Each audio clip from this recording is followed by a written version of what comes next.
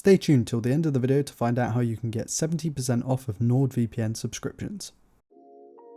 It's 2020 and HTC just came out of nowhere to announce the HTC U20 5G and the Desire 20 Pro. So is it back?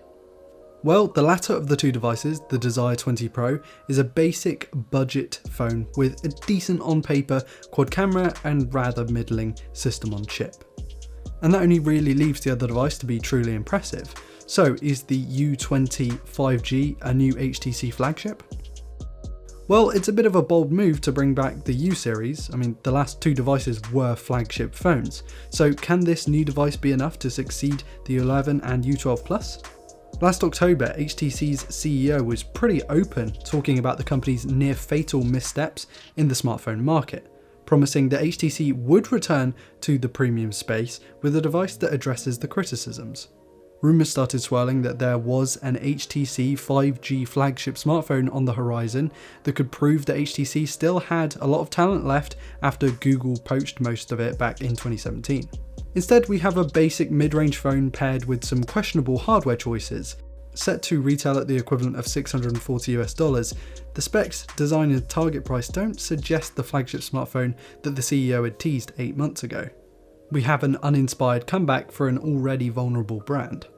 Aesthetics are going to be subjective naturally, but the U20 5G is a far cry from the crazy 1M7 and 1M8 IDs, or even the unique U12 Plus. The U20 5G is not awe-inspiring. Sure, it has a yellow ring around the camera and comes in this strange green colour, but that's about it.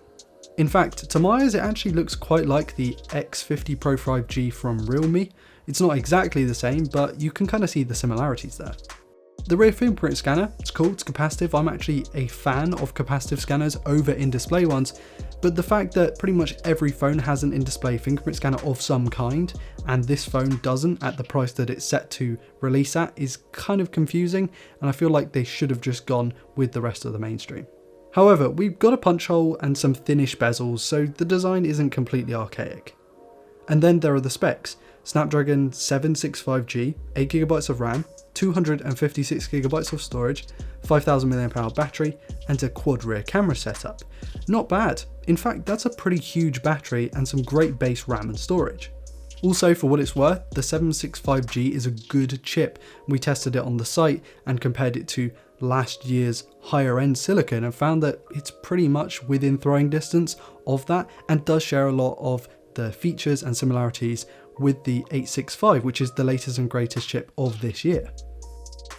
As for the cameras, well, it starts off well with a 32 megapixel sensor, but then followed by an 8 megapixel ultra wide, 2 megapixel depth sensor and 2 megapixel macro camera, which really just goes to show that they're trying to fluff out the spec sheet and not provide something that's truly innovative, kind of like what they did with the HTC One M8 and its cool depth sensor that we now see on pretty much every smartphone. Oh yeah, and they removed the headphone port. Yeah, the hardware's not looking great. It kind of looks like it would fit in with most mid-range smartphones without any kind of extra appeal or unique features. In fact, the only thing that really does stand out is the fact that it's made by HTC and not by Realme or Xiaomi or Redmi or anything like that. Unless you've been living under a rock, you'll be aware of HTC's tiny market share compared to Samsung, Apple, Xiaomi and Huawei. The firm did have some fairly recent high times with the 10 and the U11, but it's a far cry from the true heydays. There was a fantastic opportunity to make something great, something that would stand out in 2020 and bring HTC's name back into the mainstream. And the U20, well, that just isn't that. The U20 5G should have been a return to the HTC flagships. Instead, it's a display of a tragic lack of ambition. We'd like to thank today's sponsor, NordVPN. NordVPN protects your privacy and allows you to browse the internet from anywhere in the world. Whether you're looking to watch your favourite regional locked shows or worried about public Wi-Fi security, NordVPN has you covered. Check out the link in the video description to get 70% off, and thank you to NordVPN for sponsoring today's video. And that about rounds out today's video, guys. Thank you all so much for watching. I do want to point you to the link in the video description that will take you to the article done by my wonderful colleague, Ollie. He was the basis of this video, so fantastic take by him. And whilst you're down there, please do leave us a comment what you think about HTC. Did you own HTC devices back in the day? Do you want to see HTC make a return to the flagship space, or do you think it's just too long gone? And also, while you're down there, please do hit like and subscribe if you're new around here to never miss a video like this one. I've been Ryan Thomas with Android Authority, and I'll see you later.